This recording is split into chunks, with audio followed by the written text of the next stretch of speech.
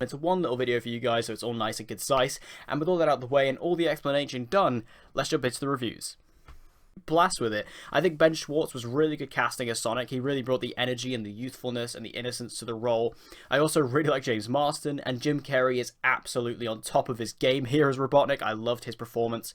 The animation and VFX on Sonic were really good. Of course, we do know that they did change the design of Sonic from the initial trailer. I really commend the studio for that, and it really does work for the movie. Like, this new animation, this new model for Sonic is really good looking, and it works so well for the movie. I also really like the action sequences. They really were exciting, they were fun, they take a lot of leaps and cues from Quicksilver in the X-Men franchise. They really kind of have that kind of style, and there's kind of a couple of scenes like the classic Quicksilver scenes that we know. And I think that overall it was just a really cool movie that, yeah, it does have some scripting issues, and you kind of expect that from a kids movie, really, because this is a kids family movie. But I think as a kids family movie and as a video game movie, this is one of the best out there, and I really had a great time with it as a Sonic fan, and I cannot wait for a potential sequel. Next up, we have Dark Waters. Now, this is the latest film from Todd Haynes, who you may know as the director of Spotlight. Spotlight is a movie I really like. I think that movie is really well made, so I was excited to see Dark Waters, but coming out of it, I thought it was just fine. It was okay.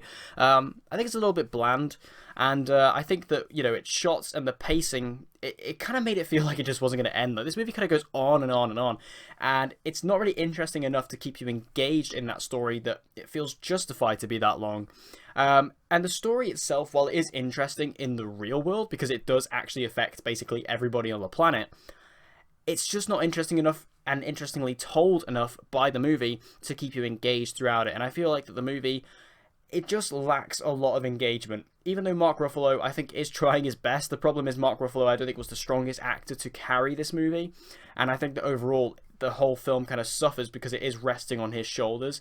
And I don't know if he was the right actor for this role. And I feel like it kind of falls apart around him. And the rest of the movie, because of its kind of weak aspects, like I say, the script and things like that, it just kind of comes across as a bit weak and a bit bland and a bit boring and dull.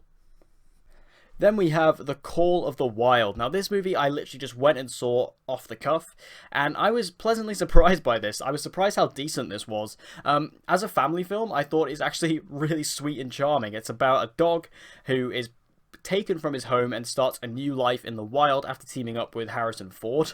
The dog in this movie, it's completely CGI, and it is really obvious, and that's kind of one of the main weak points, is that you can really tell this dog is CGI, especially in a year where we've had things like Lion King and stuff like that.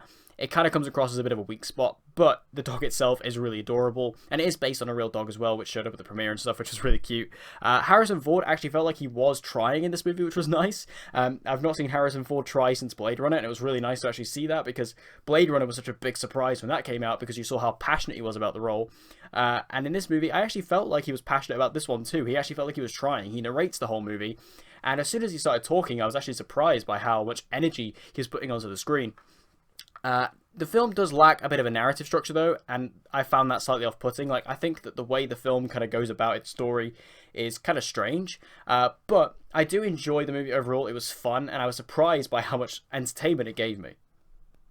And finally, we have Bad Boys for Life. Now, it took me a long time to see this movie, but Bad Boys for Life was everything I wanted and more. I'm not even a fan of the first two Bad Boys movies. I like them, they're fine, but I don't have this kind of cult, you know, love for them like a lot of people do.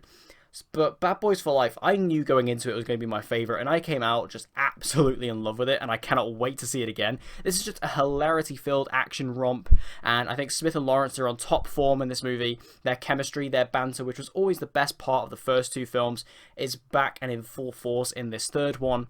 And even the new additions, like the Ammo cast, were really cool. This new special ops team were really fun. I loved their addition in this film. The villains were fantastic in this. I really liked kind of like the main villain in this movie. He was really cool. It's just really great action, really great comedy, and I think that this movie really feels like the Fast Five of the Bad Boys franchise, where this was the one that really kicked it into gear. And we already know that they have greenlit a Bad Boys 4 at the studio, and once you see this movie, you will see why. Like, this movie just completely gives this franchise new life, and I think that this new life is going to carry on for maybe one, maybe even two more movies for however long Martin Lawrence and Will Smith want to do it. I think this franchise could keep going if this movie is making the money that it deserves, because I love this movie. I had a blast with it, and again, as someone who's not really a fan of the Bad Boys franchise, I didn't expect to love it as much as I did, but I came out of it with the movie being one of my favorites of 2020 so far. But what did you guys think about the movies we talked about today? Make sure you let me know your thoughts about them if you've seen them in the comment section down below. And as always, guys, if you want to see more movie reviews and movie-related videos just like this one, make sure to subscribe and hit that notification bell so you don't miss an upload from me. And I hope to see you guys again next time.